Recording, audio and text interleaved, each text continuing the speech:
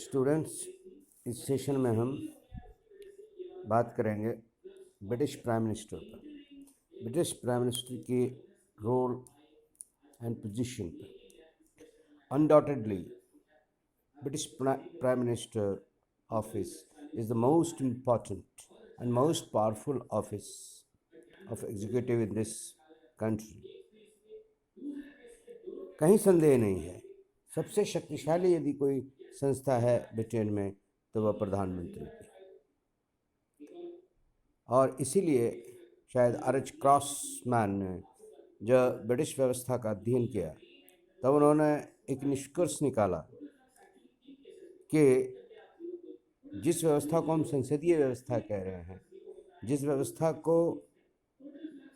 व्यवस्था को मंत्रिमंडलीय व्यवस्था कही जाती है, दरअसल यह व्यवस्था ना तो संसदीय है और ना ही मंत्रिमंडलीय है, बल्कि वास्तव में एनालिसिस के बाद जो निष्कर्ष निकलता है उसमें पाया जाता है कि यह व्यवस्था पूर्णतः प्रधानमंत्रीय है। प्रधानमंत्री कहने का मतलब कि प्रधानमंत्री का ऑफिस ही वो ऑफिस है जिसके इर्द गिर्द ब्रिटेन की संपूर्ण राजनीतिक संरचना घूमती है। तो इसको हम लोग एनालाइज करेंगे, देखेंगे ब्रिटिश प्राइम मिनिस्टर किन किन भूमिकाओं में अपने दायित्वों का निर्वहन करता है। सबसे पहले हम देखने की कोशिश करें कि what prime minister does in relation to cabinet formation. This is the first area. हम सभी जानते हैं कि प्राइम मिनिस्टर कैबिनेट का केंद्र बिंदु है, मंत्रिमंडल का केंद्र बिंदु है। मंत्रिमंडल का जन्म ही जो है प्रधानमंत्री के साथ होता है। पार्लियामेंट्री फॉर्म ऑफ गवर्नमेंट की व्यवस्था क्या है कि प्रधानमंत्री के पद पर उसी व्यक्ति को आमंत्रित किया जाता है जिसे पार्लियामेंट के लोअर हाउस के बहुमत का समर्थन प्राप्त है। बहुमत के कारण उन्हें प्रधानमंत्री के पद पर नियुक्त किया जाता है और प्रधानमंत्री नियुक्ति के पश्चात मंत्रिमंडल के अन्य सदस्यों की नियुक्ति करता है।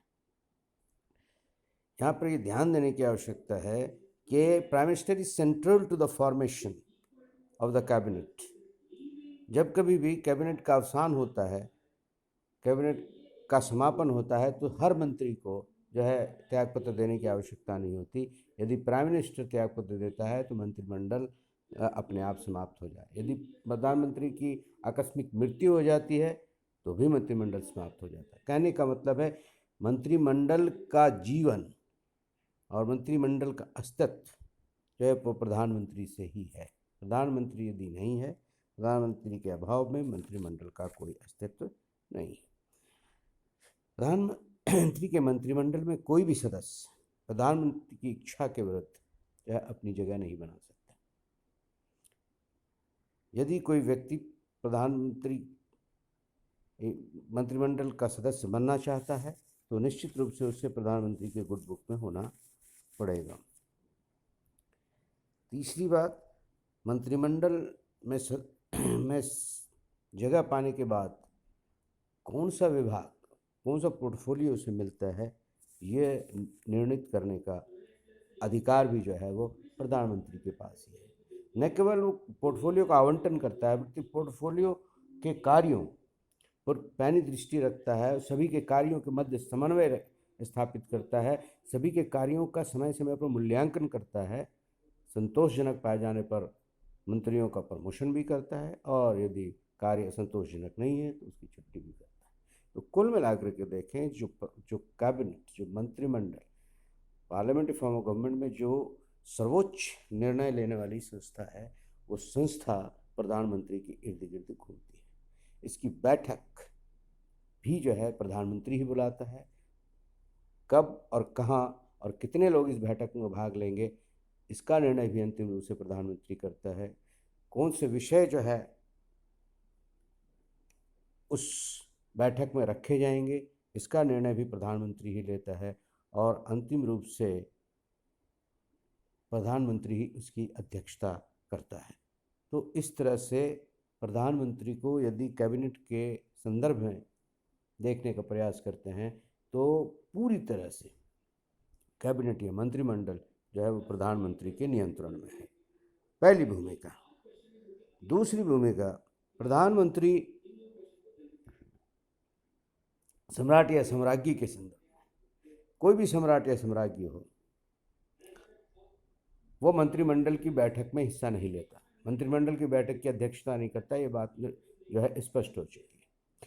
अब सम्राट या सम्राज्ञी जो संवैधानिक कार्यपालिका का प्रतिनिधि है, उसके बीच और वास्तविक कार्यपालिका जो मंत्रिमंडल है उसके बीच जो लिंक है, उसके बीच जो कड़ी है, वो कड़ी के रूप में जो काम करने वाला व्यक्ति है वो प्रधानमंत्री ही जो है मंत्रिमंडल के बैठक में लिए गए निर्णयों से जो है वो सम्राट या सम्राज्ञी को अवगत कराता है। कोई भी मंत्री बिना प्रधानमंत्री की आज्ञा से सम्राट या सम्राज्ञी से मिल नहीं सकता। सम्राट किसी अन्य मंत्रियों से नहीं मिल सकता बिना जो है पीएम के, प्रधानमंत्री की सहमति से। तो इस प्रकार से वास्तविक कार्यपालिका और औपचारिक कार्यपालिका दोनों को जोड़ने वाली जो कड़ी है वो प्रधानमंत्री है। यहाँ पर प्रधानमंत्री की भूमिका बहुत महत्वपूर्ण हो जाती है। तीसरी चीज़ है पार्लियामेंट के संदर्भ में प्रधानमंत्री की क्या भूमिका है। हम सभी जानते हैं कि पार्लियामेंट्री फॉर्म ऑफ गवर्नमेंट में कार्यपालिका और व्यवस्थापिका विधायिका में घनिष्ठ संबंध है। पार्लियामेंट और एग्जीक्यूटिव में बहुत गहरा संबंध है। एग्जीक्यूटिव के या कार्यपालिका के सदस्य होते हैं वो पार्लियामेंट के सदस्य होते हैं और पार्लियामेंट के सदस्य के रूप में वो उसकी कार्रवाई में भाग लेते हैं। इसीलिए संसदीय प्रणाली में अधिकतर संख्या या 95% से अधिक जो संख्या है बिलों की वो सरकार के द्वारा प्रस्तुत की जाती है। सरकार ही उन बिलों का मसौदा तैयार करता है, सरकार ही उसे प्रस्तुत करती है। तो इस प्रकार से जो विधायी अधिकार के अंतर्गत कौन कौन से कानून बनाए जाने, उन सभी बिलों के मसौदों को तैयार कराने का काम जो है वह प्रधानमंत्री का है। प्रधानमंत्री ही विभिन्न सदस्यों के माध्यम से उन बिलों को प्रस्तुत करवाता है और इंश्योर करता है कि वो बिल जो उन्हें चाहिए उसे पारित किया जाए।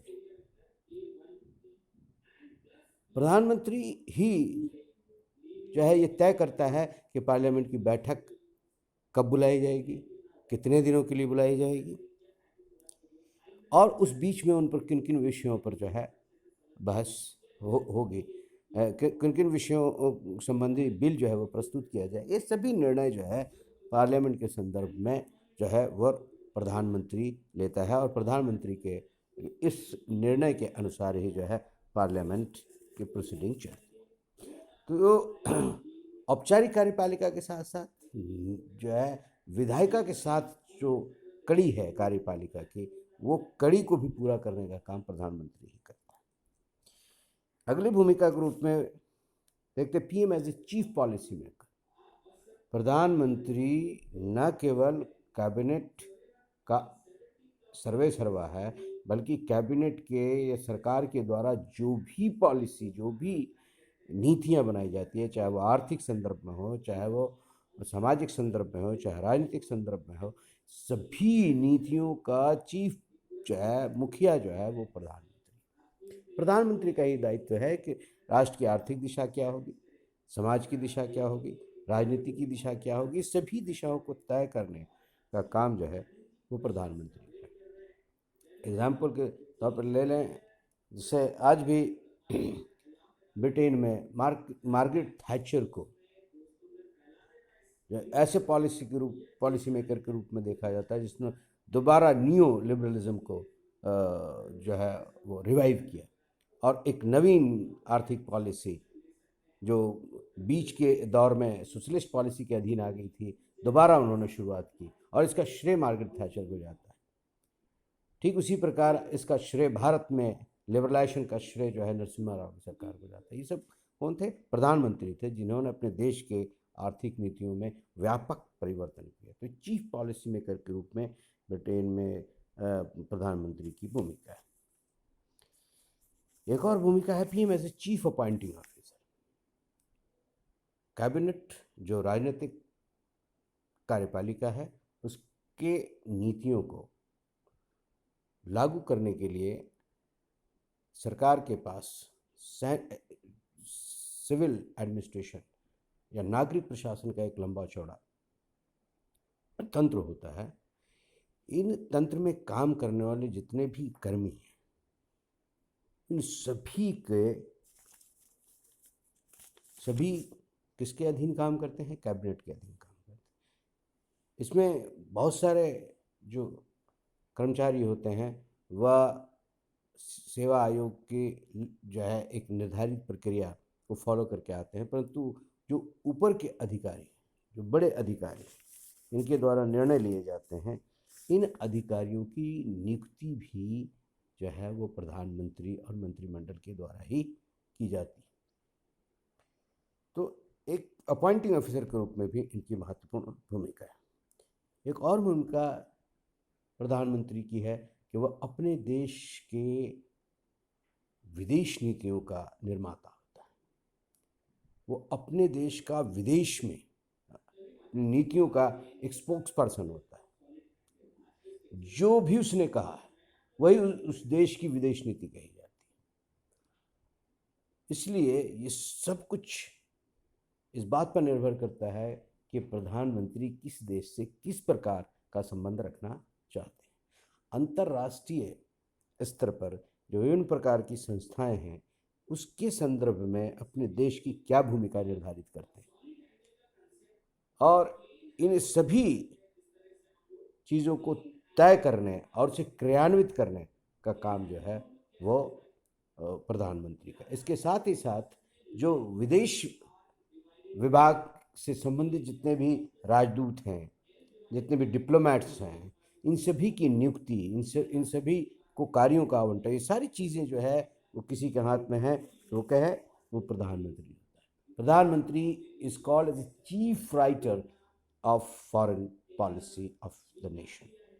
ब्रिटेन का प्रधानमंत्री भी कौन सी दिशा होगी देश के फॉरेन पॉलिसी की, यह तय करता है।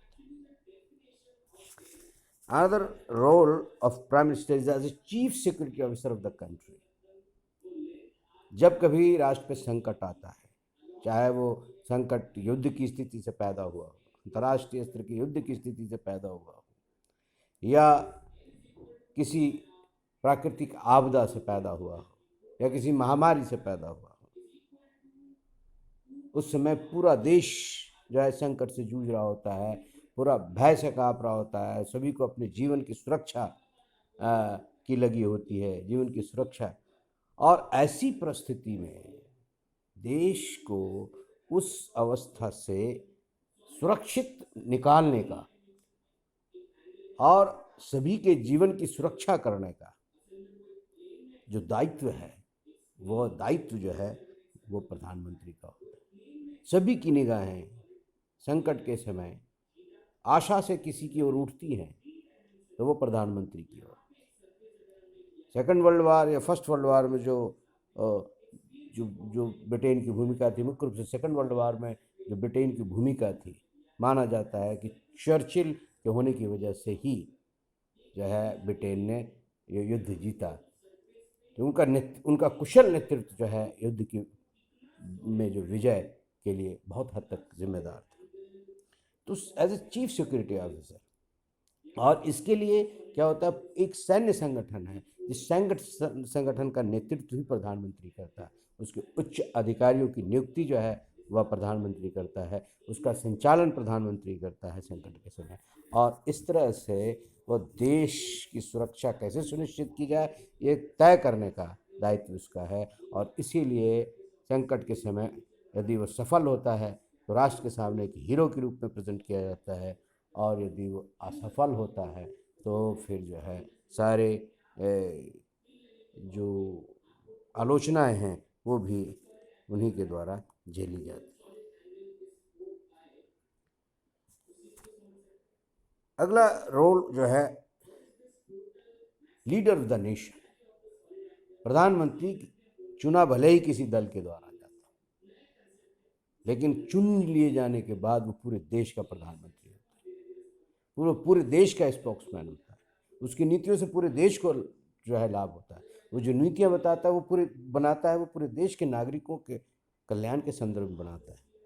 वो किसी एक वर्ग, किसी एक विशेष दल के लोगों के लिए नहीं बनाता। इसलिए उसकी आवाज़ जो है वो राष्ट्र की आवाज़ होती है, उसकी नीति जो है वो राष्ट्र की नीति होती है, उसकी विदेश नीति जो है वो राष्ट्र की विदेश नीति होती है, किसी दल या समूह की नीति नहीं होती।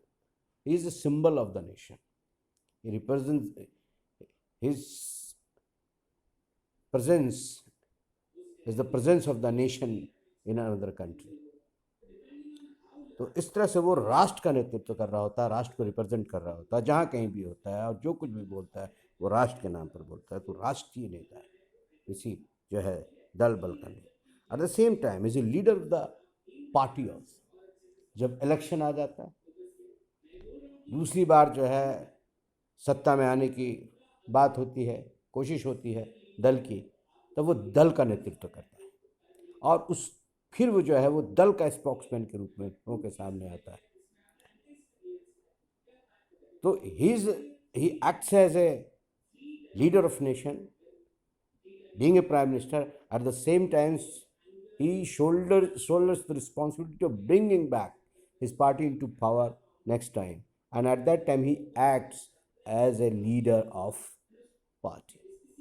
पार्टी को रिप्रेजेंट कर रहा होता है, पार्टी के आइडियोलॉजीज को रिप्रेजेंट कर रहा है, पार्टी के कार्यक्रम को रिप्रेजेंट कर रहा है, और पूरे देश को लामबंद करने की कोशिश करता है कि वह उस दल के पीछे खड़े हों, दल की नीतियों के पीछे खड़े हों, दल के विचारधारा के पीछे खड़े हों, और जो है उन्हें दोबारा मौका दें। इस तरह से देखेंगे कि ब्रिटेन में प्राइम मिनिस्टर विभिन्न कैपेसिटी में, विभिन्न क्षमताओं में वो अपनी भूमिका का निर्वहन करता है, और वो अपने व्यापक दायित्वों का निर्वहन करने का प्रयास करता है। आज इतना ही।